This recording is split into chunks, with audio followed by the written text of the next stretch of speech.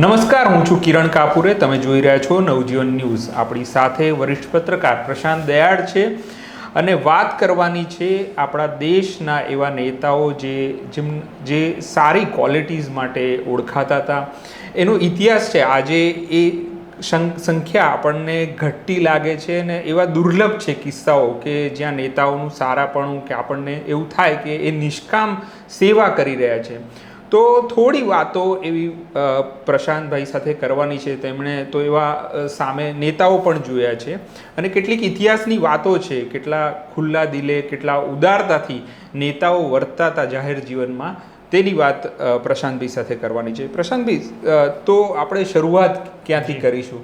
જરા મને લાગે છે કે આઝાદી કાળમાં એ બહુ જ બધા નેતાઓ આપણા એવા હતા કે જે આવા હતા, તો ત્યાંથી મને લાગે છે કે શરૂઆત કરીએ તો ચોક્કસ કિરણ, આપણે શરૂઆત કરીએ આઝાદી કાળથી કે જ્યારે આપણને આઝાદી મળી નહોતી, એટલે 47 પહેલાંની વાત છે. અલગ અલગ મતના લોકો હતા, પણ છતાં બધાનો જ ધ્યેય તો એક જ હતું કે ભારતને આઝાદ કરાવવું છે, અંગ્રેજોની ગુલામીમાંથી ભારતને બહાર કાઢવું છે. રસ્તો અલગ હતો, ભગતસિંહનો રસ્તો અલગ હતો, સુભાષચંદ્ર બોઝનો રસ્તો અલગ હતો, કે પછી સાવરકરનો રસ્તો અલગ હતો, ગાંધીનો રસ્તો અલગ હતો. છતાં પણ જ્યારે 47માં અંગ્રેજોએ નક્કી કર્યું કે અમે હવે ભારતને છોડીએ છીએ અને ભારતના લોકોના હાથમાં સત્તાનું સુકાન સોંપીએ છીએ, આપણે એવું માનીએ છીએ કે ચૂંટણી 1951-52 જે પહેલી ચૂંટણી થઈ ત્યારે ચૂંટાયેલી સરકાર આવી, પણ ખરેખર તો સત્તા આપણને 47માં મળી ગઈ હતી. એટલે ચૂંટણી વગરની પણ એક સરકાર આ દેશે જોઈ છે અને નહેરુએ પોતાનું પ્રધાનમંડળ બનાવવાનું હતું. હવે નહેરુનો મત, કે જે લોકો કોંગ્રેસમાં માનતા હતા, એટલે ત્યારે તો ગાંધી અને સરદાર આ બધા જ કોંગ્રેસી હતા. છતાં પણ સામે એક બીજો પક્ષ પણ હતો જે કોંગ્રેસની વિચારધારા સાથે કે સંમત નહોતો. ખાસ કરી જે લોકો હિન્દુ કે સનાતનની વાત કરતા હતા, હિન્દુત્વની વાત કરતા હતા, એવો પદ પણ ત્યારે હતો. ત્યારે જ્યારે નહેરુ પોતાનું પહેલું પ્રધાનમંડળ 47માં બનાવે છે, ત્યારે એમના પ્રધાનમંડળની અંદર વિરોધી સૂર હોય, વિરોધી મત હોય, એવા શ્યામા પ્રસાદ મુખર્જીને પણ પ્રધાનમંડળમાં સામેલ કર્યા હતા. આ ઇતિહાસ છે, એટલે આને કોઈ નકારી શકે એમ નથી. એટલે આજે તમે એવો વિચાર ન કરી શકો કે ભારતીય જનતા પાર્ટી કે કોંગ્રેસની સરકાર હોય, એની અંદર કોઈ ભાજપનો કે કોંગ્રેસનો વિરોધી પક્ષનો વ્યક્તિ પણ, વિરોધી મતનો વ્યક્તિ પણ પ્રધાનમંડળનો હિસ્સો હોય. પણ એક ઉમદા ઉદાહરણ હતું નહેરુની સરકારમાં કે શ્યામા પ્રસાદ મુખર્જી હિન્દુત્વની વાત, વિચારધારાને વળગી રહેનાર એક નેતા હતા, પણ એ નહેરુના પ્રધાનમંડળનો હિસ્સો હતા. તો આ પરંપરા તો ત્યારથી શરૂ થયેલી છે. પ્રશાંતભાઈ, મેં જ્યારે આ વાજપેયી જ્યારે વડાપ્રધાન હતા એ કાળ જ્યારે જોયો છે, તો એમાં સંસદમાં છે ને આમ એકબીજાની મજાક કરવી, ખુલ્લાપણું દેખાતું હતું. પણ એ હવે સમહાઉ જ્યારે આજની સંસદ જોઈએ છે ને, ત્યારે એકબીજા પર ઘુરકિયા કરતા હોય અને એવા ફોટો વિડીયો આજે તો બહુ આવે છે. તેમ છતાં એકબીજા પક્ષના લોકો આમ હળતા મળતા હોય એવા વિઝ્યુઅલ્સ બહુ ઓછા આવે છે સમાવ. નહીં, એટલે આજે એવું થઈ ગયું છે કિરણ કે જે આપણી સાથે નથી એ આપણી સામે છે એવું માની લેવામાં આવે છે. પણ મેં એવો કાળ પણ જોયો છે કે જે સામે છે છતાં આપણો છે, મારો છે, એના સુખ દુઃખનો હું ભાગીદાર છું, એવી સમજવાળા રાજનેતાઓ મેં જોયા છે. તે વાજપેયીની વાત કરી કે ફરી એક વખત પાછળ જઈએ, આઝાદીના સમય પછી જ્યારે નહેરુ વડાપ્રધાન હતા અને એક ફોરેન ડેલિગેશન નહેરુને મળવા આવે છે અને નહેરુ સાથે ચર્ચા કરે છે. કારણ કે આપણે તાત્કાલિક આઝાદ થયેલા લોકો હતા, એટલે વિદેશના લોકોને બહુ રસ હતો કે ભારત કેવી રીતના હવે આગળ વધશે, એની ફોરેન ડિપ્લોમસી શું હશે, વગેરે ઘણા બધા પ્રશ્નો હતા. ત્યારે જે વિદેશથી આવેલું જે પ્રતિનિધિ મંડળ છે એ બધાને મળે છે અને જ્યારે લોકો પાછા જઈ રહ્યા હતા ત્યારે નહેરુ એવું કહે છે કે અમારી પાસે એક યુવાન સાંસદ છે જે સામે પક્ષે છે, એનું નામ છે અટલ બિહારી વાજપેયી. તમે એને ચોક્કસ મળજો, કારણ કે એ યુવાનની અંદર વિઝન છે દેશને આગળ લઈ જવાનું, અને હું માનું છું કે ભવિષ્યનો વડાપ્રધાન થવાનો છે. એટલે નહેરુ એ વિદેશી પ્રતિનિધિ મંડળને સજેસ્ટ કરે છે કે વાજપેયીને ખાસ મળજો. તો આ સમજ ત્યારના નેતાઓમાં હતી ને સામે પક્ષે જે બેઠા છે એ પણ કેટલા ઉમદા છે, એમનામાં કેટલી સમજ છે, એમનામાં કેટલું જ્ઞાન છે, અને એ લોકો પણ જે ભલે સામે છે પણ એ લોકો પણ આ દેશને એટલો જ પ્રેમ કરે છે એવી સમજ નહેરુમાં હતી. સમય કાળક્રમ આગળ વધે છે અને પછી ઇન્દિરા ગાંધીનું શાસન આવે છે. ઇન્દિરા ગાંધીના શાસનમાં અરાજકતા સર્જાઈ, કટોકટી લદાઈ અને એની સામે આખો દેશ નારાજ હતો. કોંગ્રેસને કોઈ દિવસ હરાવી શકાય જ નહીં એવું આખો દેશ માનતો હતો. આજે એવું માનવામાં આવે છે કે ભાજપને ન હરાવી શકાય, પણ એવું કોંગ્રેસ માટે પણ માનવામાં આવતું હતું. અને બધા જ પક્ષો ભેગા થાય છે ત્યારે ભારતીય જનતા પાર્ટીનું તે જનસંઘ હતું. તો જનસંઘના નેતાઓ પણ બધા ભેગા થાય છે અને એવું નક્કી કરવામાં આવે છે કે આપણે આપણા પક્ષનું વિલીનીકરણ કરી દઈએ અને એક જનતા મોરચો બનાવીએ ઇન્દિરા ગાંધીને હરાવવા માટે. અને જનતા મોરચાનું ગઠબંધન થાય છે અને ચૂંટણી થાય છે જેમાં કોંગ્રેસની કારમી હાર થાય છે. અને હાર થયા પછી જનતા મોરચાની સરકાર બને છે જેમાં અટલ બિહારી વાજપેયી મિનિસ્ટર હોય છે. અને અટલ બિહારી વાજપેયી જ્યારે મિનિસ્ટર થયા પછી પોતાની ચેમ્બરમાં જાય છે ત્યારે પોતાના પીએને બોલાવે છે અને એવું કહે છે હું અહીંયા પહેલાં આવી ચૂક્યો છું આ ચેમ્બરમાં. ત્યારે અહીંયા એક તસવીર હતી, મને એવું લાગે છે આજે તસવીર નથી. એટલે એનો પીએ એવું કહે છે કે હા સર તમારી વાત સાચી છે, અહીંયા જવાહરલાલ નહેરુની તસવીર હતી પણ એ કોંગ્રેસી સરકાર હતી માટે હતી. આજે જનતા મોરચાની સરકાર છે એટલે અમે તસવીર ઉતારી નાખી છે. ત્યારે વાજપેયી એના પીએને એવું કહે છે તસવીર ફરી લગાડી દો, કારણ કે નહેરુએ આ દેશને જે આપ્યું છે એ ભૂલાય એવું નથી. એક્ઝેક્ટલી. એટલે તમને કોંગ્રેસ સામે વાંધો હતો, બરાબર છે, તમે કોંગ્રેસને હરાવી પણ ખરી, પણ એ જ કોંગ્રેસ જેના વડાપ્રધાન જવાહરલાલ નહેરુ રહી ચૂક્યા હતા, અટલ બિહારી વાજપેયી કહે છે તસવીર પાછી લગાડો. એ પાછી તસવીર લાગે છે અને અટલ બિહારી વાજપેયી જનસંઘી છે, જનતા મોરચાના મંત્રી છે, પણ એમની ચેમ્બરમાં નહેરુની તસવીર હોવી અલભ્ય ઘટના છે. આ ઘટનાઓ તો પછી આગળ પણ વધે છે. જનતા મોરચાની સરકાર પછી કંઈ લાંબી ચાલતી નથી. ફરી ઇન્દિરા ગાંધી જીતે છે, ઇન્દિરા ગાંધીની હત્યા થાય છે, રાજીવ ગાંધી વડાપ્રધાન થાય છે. અને રાજીવ ગાંધીને એક વખત ખબર પડે છે કે અટલ બિહારી વાજપેયી બીમાર છે, એમને હૃદયની કોઈ બીમારી છે અને ત્યારે આપણી પાસે એટલી એડવાન્સ ટેકનોલોજી ભારતમાં નહોતી. આ સારવાર વિદેશમાં જ શક્ય હતી. અને રાજીવ ગાંધી વાજપેયીને મળવા જાય છે અને એવું કહે છે કે એક ફોરેન ડેલિગેશનમાં તમારે વિદેશ જવાનું છે. અચ્છા. બરાબર છે. અને વાજપેયીને આશ્ચર્ય થાય છે કે પ્રતિનિધિ મંડળ તો જે રૂલિંગ પાર્ટીનું હોય એનું જ જતું હોય, એમાં મને કેમ મોકલવામાં આવે છે? ત્યારે રાજીવ કહે છે મને તમારી તબિયતની ખબર છે, તમે વિદેશ જાઓ તો આપણે ભારત સરકાર તમારી સારવાર વિદેશમાં કરાવી શકે. તો વાજપેયીને વિદેશ મોકલવામાં આવે છે ભારત સરકાર તરફથી, એટલે કોંગ્રેસની સરકાર હતી, મોકલે છે, એમની સારવાર કરાવે છે. એટલું જ નહીં, એની કરતાં પણ પાછળ જઈએ તો 1971નું ભારત પાકિસ્તાન વોર થાય છે અને ભારત ઉપર ખૂબ માછલા ધોવાઈ રહ્યા હતા વિદેશની અંદર કે ભારતે પાકિસ્તાન સાથે ખોટું કર્યું. ત્યારે યુએનમાં આપણો પક્ષ મૂકવાનો હતો કે અમારે માટે યુદ્ધ અનિવાર્ય હતું, જો અમે યુદ્ધ ન કરત તો શું પરિણામો આવી શકતા હતા. ત્યારે યુએનમાં પણ પ્રતિનિધિ મોકલવાનો હતો. ઇન્દિરા ગાંધી વડાપ્રધાન હતા તો ઇન્દિરા ગાંધી યુએનમાં પ્રતિનિધિ, ભારતના પ્રતિનિધિ તરીકે અટલ બિહારી વાજપેયીને મોકલે છે જે વિરોધ પક્ષમાં છે. અને અટલ બિહારી વાજપેયી પણ જ્યારે યુએનમાં જાય છે ત્યારે જે ભારતનો મજબૂત પક્ષ રજૂ કરે છે એ ત્યાં જઈને કોંગ્રેસને ગાળ નથી આપતા કે ઇન્દિરા ગાંધીની ભૂલ છે, એવું નથી કહેતા. ભારત માટે આ યુદ્ધ અનિવાર્ય હતું અને એમ કહીને એ યુએનમાં પણ અટલ બિહારી વાજપેયી વિરોધ પક્ષમાં હોવા છતાં આખી વાત જે રીતના રજૂ કરી છે, આ તો બહુ મોટા નેતાઓ થઈ ગયા. એટલે તમે જે કીધું એ અત્યારે સિંદૂર ઓપરેશન પછી એનડીએ સરકારે હમણાં કર્યું પણ ખરા કે ડેલિગેશનો બધા દેશમાં મોકલ્યા, યુરોપ, અમેરિકા, એમાં શશી થરૂર હતા, મને લાગે ઓવેસી પણ હતા, બીજા અલગ અલગ દળના લોકો હતા. પણ એ જે વાતાવરણ, માહોલ જે એ વખતે બનતો હતો, આમાં તો વિવાદ વધુ થયા. કારણ કે મને એવું લાગે છે કે એમાં જે ઈરાદાથી તમે મોકલવા માંગતા હતા એ ઈરાદો કદાચ એમાં દેખાયો નહીં. એટલે આમાં થાય છે શું કે આ પ્રકારનું સારાપણું અથવા અંદરનું માયાળુપણું એ અંદર હોય તો જ બહાર દેખાય.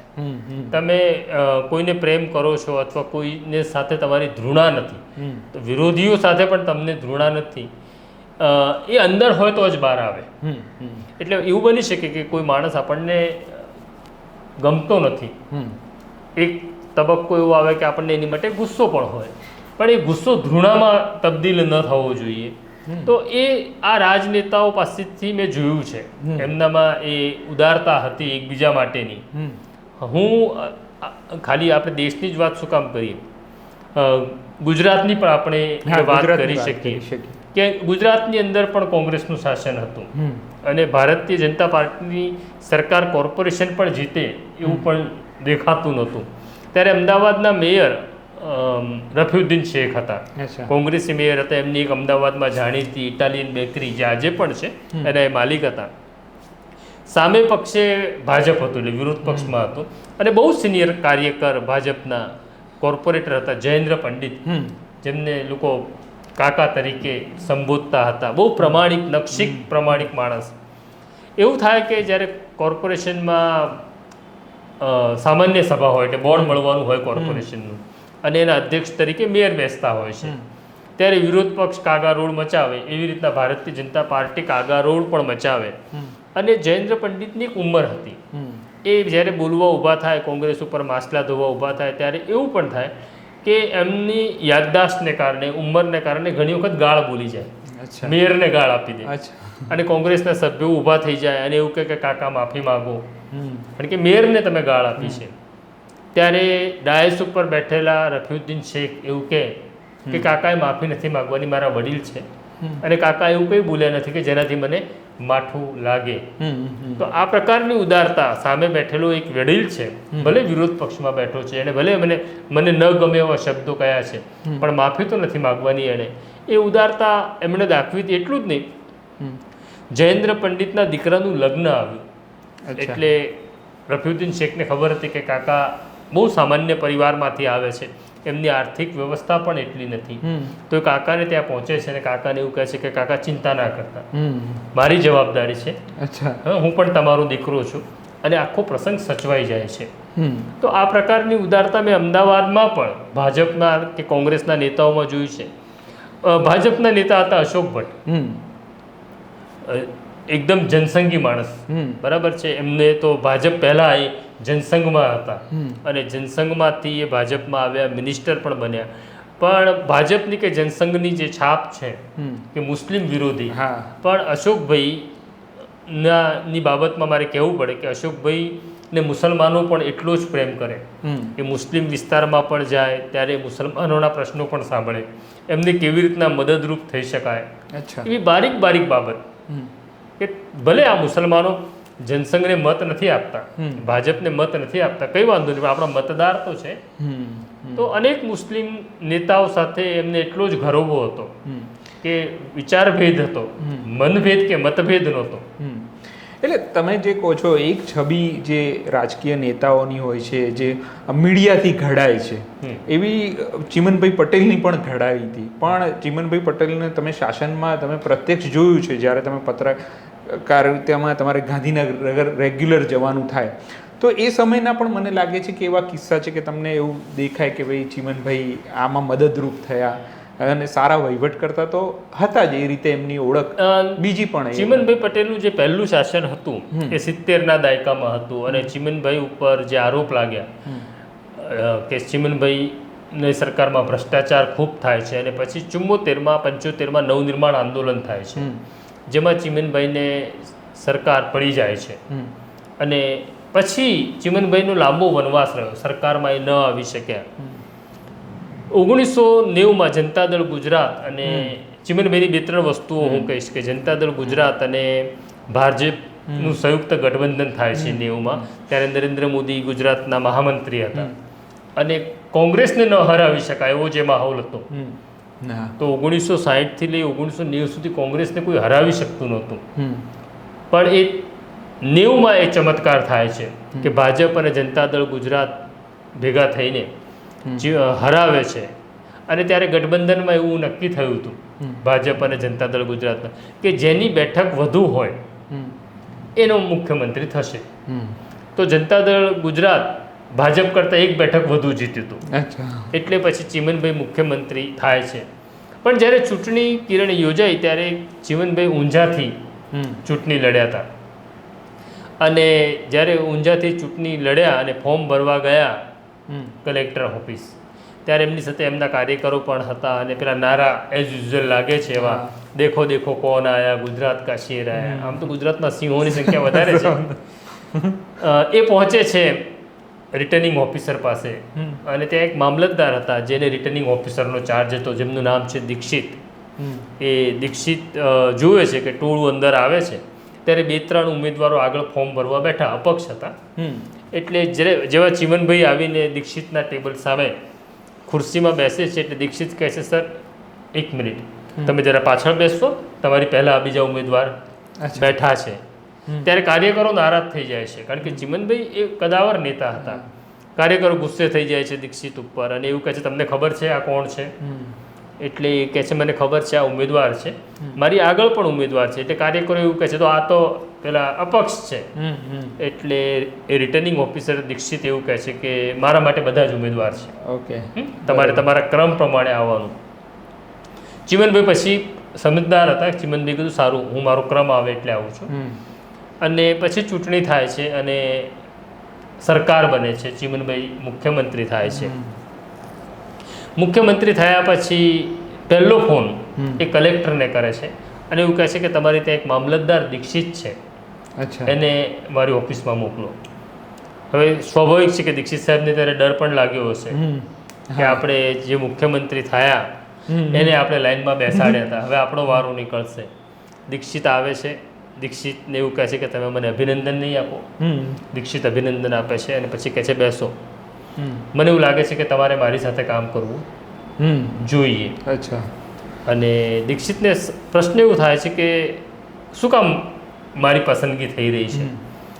ત્યારે ચીમનભાઈ બહુ સરસ વાત કરે છે. ચીમનભાઈ સામે ભલે ભ્રષ્ટાચારના જે કંઈ આરોપ હોય પણ કેટલીક ક્વોલિટીઝ પણ હોય છે માણસમાં. માણસ આખો ખરાબ કે આખો સારો નથી હોતો. ચીમનભાઈ દીક્ષિતને એટલું જ કહે છે કે મારી પાસે ટીમ છે, એવું નથી કે તમે નહીં હોવ તો નહીં ચાલે, પણ મારી જે ટીમ છે ને એમાં બધા હાજી હા કરનારા છે. હું કંઈ પણ કહીશ તો હા સાહેબ, બહુ સરસ સાહેબ, એવું જ કહેશે. મારે મારી ટીમમાં એક માણસ એવો જોઈએ છે કે જે મને ના પાડી શકે, જેનામાં ના પાડવાની હિંમત હોય. અને મને એવું લાગે છે કે તમારામાં એક ક્વોલિટી છે કે તમે મને ના પાડશો એટલે હું તમને મુખ્યમંત્રીનો જે અંગત સ્ટાફ હોય છે એમાં એપોઇન્ટમેન્ટ આપું છું અને તમારો અધિકાર અકબંધ રાખું છું કે જે કામ મારે ન કરવું જોઈએ એવું તમને લાગે તો તમે મને કહી શકો છો. તમારો મત માનવો કે ન માનવો એ મારો અધિકાર છે, પણ હું તમે મારી સાથે કામ કરો. અને દીક્ષિત પછી ચીમનભાઈ રહ્યા ત્યાં સુધી એમના પર્સનલ સ્ટાફમાં એમણે કામ કર્યું. તો દરેક માણસ માટે, દરેક ટીમ લીડર પાસે એક આવો ના પાડનારો માણસ હોવો જોઈએ. આવું ત્યાંના નેતાઓને સમજાતું હતું. આજે સ્થિતિ જુદી છે. આજે ના પાડો એટલે પછી તમારી બદલી મિઝોરમ થઈ જાય છે. અને આમાં તમે એક અશોક ભટ્ટને ઉદાહરણ આપ્યું કે પ્રજા સાથેનો એમનો નાતો કેવો હતો, કોઈ ભેદ નહીં. તમે એક ચીમનભાઈ એટલે અશોકભાઈ કામેશ્વરની પોળ અમદાવાદમાં છે ખાડિયામાં, તમે એના ઘરે સવારે જાઓ તો જે લોકો કામ લઈને આવે એમાં 50% મુસલમાન હોય. અચ્છા. પણ અશોકભાઈ બધાને નામથી ઓળખે. અશોકભાઈની એક બીજી ખાસિયત ખૂબ હતી કે એના જે કંઈ 1 લાખ, 1.5 લાખ કે 2 લાખ મતદારો હતા દરેક પરિવારને નામથી ઓળખતા હતા. એટલે મુસ્લિમ મતદાર હોય એનો, જેણે મત કોંગ્રેસને આપ્યો છે પણ છતાં એની સાથે એટલી સહિષ્ણુતાથી એ વાત કરે અને એમના કામ કરે. એટલે તમે એક એ વાત કરી. બીજું તમે અધિકારીઓ સાથે કેવો એપ્રોચ રાખવો જોઈએ એ ચીમનભાઈ પટેલનો તમે કિસ્સો કીધો.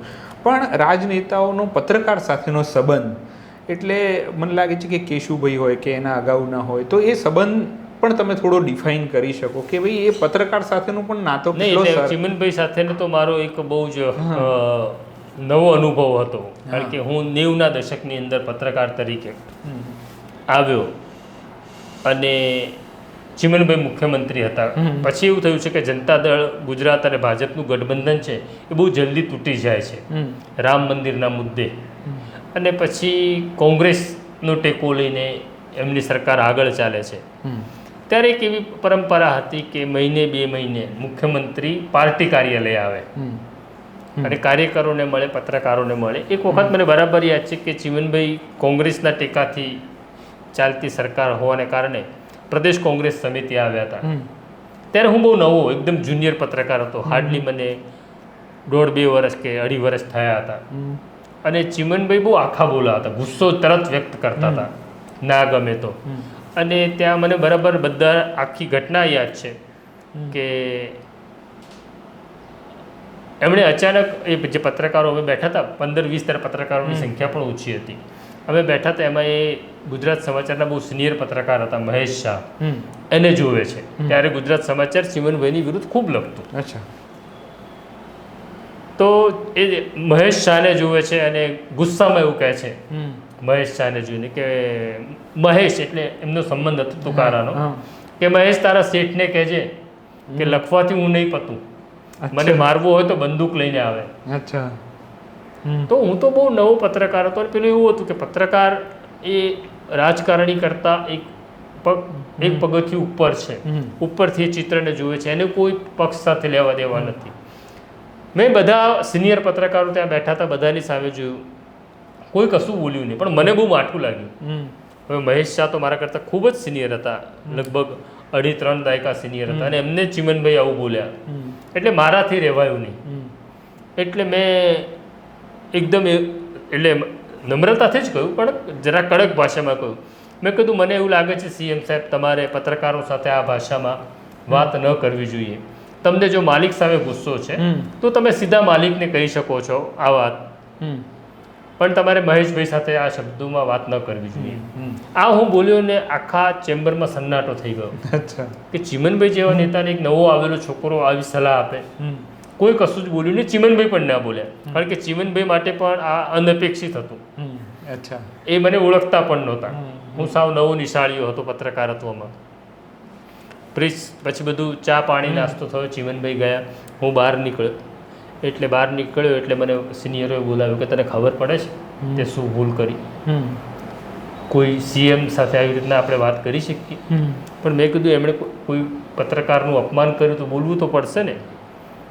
એટલે એમણે એવું કહ્યું કે તું બોલ્યો છે પણ હવે તારી નોકરી રહેશે કે નહીં ખબર નહીં, કારણ કે ચીમનભાઈના સંબંધો તો બધા જ અખબારના માલિકો સાથે છે. કદાચ એવું બને તું ઓફિસે જાય ત્યારે તારી નોકરી ન હોય. જો કે સદનસીબ એવું થયું નહીં. મારા માલિક ત્યારે ભૂપત વડોદરિયા હતા, જાણીતા સાહિત્યકાર પણ હતા. મારી નોકરી તો ન ગઈ, પણ હું અમદાવાદના નારણપુરા વિસ્તારમાં રહું એટલે નરહરી અમીન સાથે મારો સંપર્ક ખરો. નરહરી અમીન ત્યારે નારણપુરામાં રહેતા હતા, એ ગૃહમંત્રી હતા, એટલે અમે બંને એકબીજાથી નામથી પરિચિત. બીજે દિવસે સવારે મને નરહરી અમીનનો ફોન આવ્યો આ ઘટના પછી, અને નરહરી અમીને એવું પૂછ્યું કે કાલે સાહેબ સાથે શું થયું હતું? એટલે પહેલાં મને સ્ટ્રાઇક ન થઈ કે કયા સંદર્ભમાં છે. એટલે મેં કીધું કોણ સાહેબ? એટલે નરહરી અમીને મને કીધું સીએમ સાહેબ સાથે. એટલે મેં કીધું ખાસ કંઈ નહીં, પણ જે થયું હતું એ ઘટના મેં કહી. તો એણે મને કહ્યું કે સીએમ સાહેબનો મને ફોન આવ્યો હતો અને સીએમ સાહેબે એવું કીધું એક નવો છોકરો ત્યાં બેઠો હતો. પછી એમણે મારું નામ જાણી લીધું હતું કોઈની પાસેથી કે છોકરાનું નામ પ્રશાંત છે. મને એવું લાગે છે કે એણે જે કહ્યું ને એ સાચું હતું. મારે મહેશ શાહ સાથે આ પ્રકારની ભાષામાં વાત નહોતી કરવી જોઈતી. તો પ્રશાંતને મારા વતી સોરી કહી દેજો. અચ્છા, સોરી કહેવા માટે ફોન આવ્યો હતો. તો આ પ્રકારની ઉદારતા એક નાના છોકરા માટે કોઈ શું કામ રાખે? પણ ચીમનભાઈએ એ સૌજન્ય દાખવ્યું હતું. પણ પ્રશાંતભાઈ, આપણે દેશમાં હોય કે રાજ્યમાં આ જે ખાના પડી ગયા, અંતર વધી ગયું પત્રકારો અને રાજનેતાઓનું, એવું તો હવે એવું એ લાગે છે કે પ્રજા અને નેતાઓ વચ્ચેનું બી અંતર ખાસું વધી ગયું છે. કેટલીક સંવેદનશીલ ઘટનાઓ બી હોય છે, તો આપણને એવું લાગે છે કે એ પ્રત્યે જે નેતાઓએ જે રીતના વર્તવું જોઈએ કાં તો વલણ રાખવું જોઈએ એ નથી હોતું. તો આ બધું જે એક અંતર પડતું ગયું એ ક્યારથી થવા માંડ્યું એવું કહી શકો તો? આપણે શાસનની વાત નથી કરતા, સમયગાળો કહી શકાય. સમયગાળાની જ વાત કરીએ આપણે, કોઈ વ્યક્તિ કે પાર્ટી કે એને દોષ નહીં આપીએ. બરાબર છે, પણ જે મેળવી લેવાની કે પહેલા નંબરે રહેવાની જે હોડ લાગી કે હું જ પ્રથમ હોઉં અને મારા સિવાય કોઈ આગળ ન જઈ શકે, એ હોડમાં ને હોડમાં આપણે ઘણું બધું ગુમાવતા ગયા અને એમાં ગુમાવ્યો એક સંબંધ ગુમાવ્યો આપણે, એટલે પોલિટિશિયન તરીકે પણ સંબંધ ગુમાવ્યો. આપણે કોઈ પત્રકારની સારી સ્ટોરી હોય તો એ સારી સ્ટોરી છે એવું કહેવાની હિંમત પણ આપણે ગુમાવતા ગયા, આપણને એની ઈર્ષા થવા લાગી. તો બધે જ પતન થયું છે સંબંધોનું. એમાં માત્ર રાજકીય નેતાઓને દોષ ના આપી શકાય, પણ આ ચર્ચા એટલા માટે આપણે કરી કે આવા નેતાઓ પણ હતા જે કોઈ કોઝ માટે સ્ટેન્ડ લેતા હતા માણસ તરીકે. હું વાત કરીશ સીડી પટેલની. કોંગ્રેસના ટેકાથી જ્યારે સરકાર બની ત્યારે સીડી પટેલ ગૃહમંત્રી તરીકે આવ્યા અને પ્રમાણિક ધારાસભ્ય, પ્રમાણિક ગૃહમંત્રી. એના કારણે ચિમનભાઈ અને સીડી પટેલ વચ્ચે સતત સંઘર્ષ ચાલ્યા કરે અને એક રાજ્ય કક્ષાના નહોતા, એક કેબિનેટ ગૃહમંત્રી હતા, એટલે સીધી પોલીસ સીડી પટેલના તાબામાં આવતી હતી. તો બહુ બધો સંઘર્ષ ચાલતો હતો અને એક દિવસ ચિમનભાઈએ નક્કી કર્યું કે સીડી પટેલ પાસેથી ગૃહ ખાતું લઈ લેવું છે. આપણે એવું કહીએ છીએ ને કે હવે રાજનેતાઓ મરે ત્યાં સુધી છોડતા નથી, પણ મેં એવા પણ નેતા જોયા હતા કે એક ક્ષણમાં છોડી શકે. તો ચિમનભાઈ પટેલ સીડી પટેલને ફોન કરે છે અને એવું કહે છે આજે સવારે આવો આપણે સાથે ચા નાસ્તો કરીએ. સીડી પટેલ ગૃહમંત્રી હતા, એ સીએમના બંગલે પહોંચે છે અને ચા પાણી નાસ્તો થાય છે. અને પછી ચિમનભાઈ સીડી પટેલને એવું કહે છે કે મને એવું લાગે છે કે ગૃહ ખાતું મારે સંભાળવું જોઈએ. તમારે શું જોઈએ છે? ફાઇનાન્સ જોઈએ છે, તમારે જાહેર બાંધકામ જોઈએ છે, તમારે હેલ્થ જોઈએ છે, ઇન્ડસ્ટ્રી જોઈએ છે. આ બધા બહુ ક્રીમી પોર્ટફોલિયો છે. સીડી પટેલ એક જ સવાલ પૂછે છે કે તમે મારું ખાતું કેમ બદલો છો?